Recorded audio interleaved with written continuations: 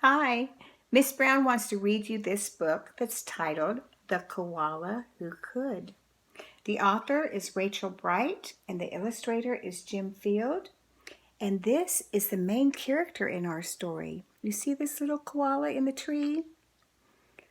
Well, this little koala has a problem and he needs to get his problem solved. So when I read this story to you, I want you to think about what was this koala's problem and how did it get solved in the story.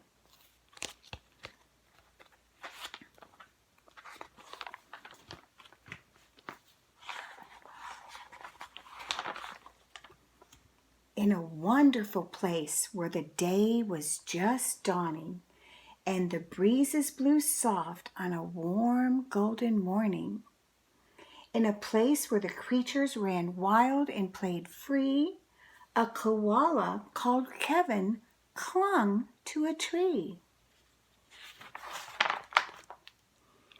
A nicer gray fellow you never could meet, as soft as a soft thing from ear tufts to feet.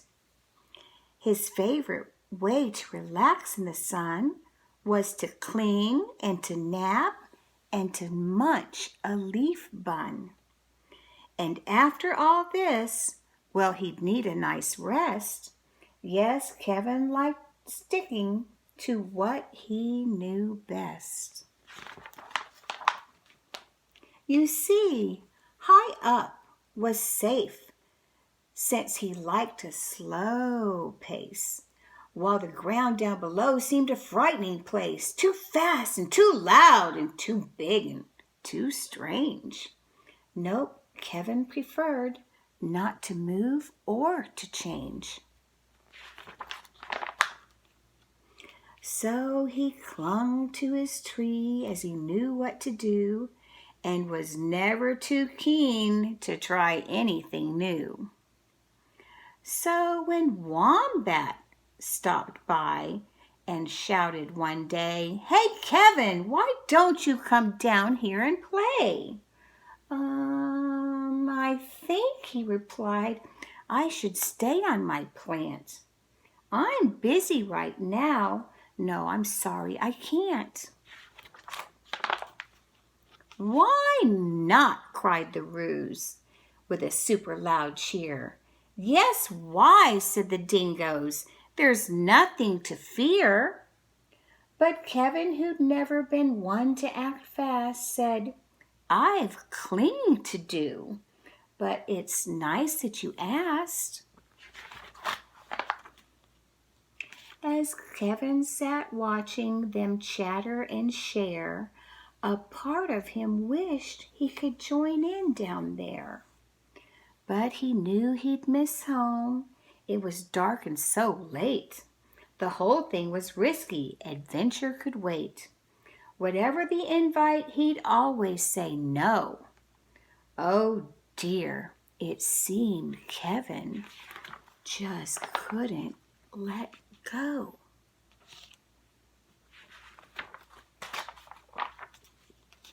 So his life was the same no matter the day. The weeks came and went and the months rolled away. And Kevin stayed still while the world moved around until he awoke to a worrying sound. Tap, tap, the sound went. Well, that was a blow. Tap, tappity, tap. Tap, tap, tap. Oh, no! "Uncling," the crowd called, which had gathered below. "Leap and we'll catch you. Just let yourself go." But Kevin was scared. "Let go? No, I shan't." "I won't," shouted Kevin. "Oh dear, I just can't." Woof! Down came the tree, and with it was bringing crash and a wallop, a Kevin still clinging. Kevin, he carefully opened one eye and looked up at the love staring down from the sky. Then one paw by one paw, he loosened his hold. He felt springy and light and happy and bold. The worst he could think of had now come to pass, and he was just fine. Why, he felt quite first class. So when Wombat leaned over and held his paw out, Kevin no longer felt worry or doubt. When Dingo asked, "Now will you come out to play?" the crowd all joined in with a "What do you say?" And even though this wasn't part of his plan, Kevin replied, "Yes, I think that I can." And Kevin from then on was always can do. Because life can be great when you try something new. Do you remember what the problem was in this story for this little koala? He didn't want to leave his home in the tree, did he? Because he didn't like to try new things. And then a woodpecker came one day and tappity tap tap, he tapped on Koala's tree until that tree completely fell over.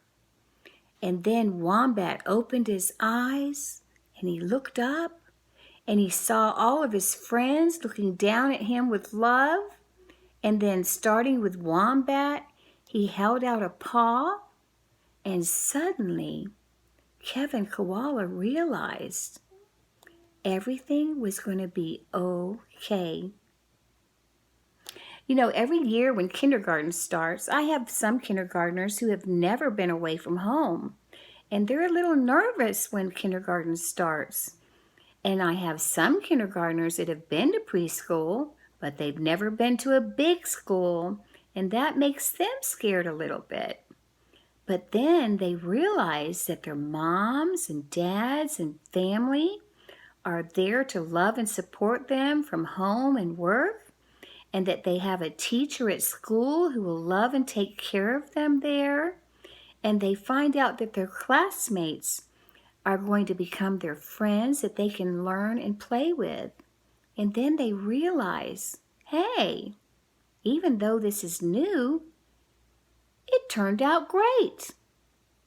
I hope you enjoyed this story. Until next time, bye-bye.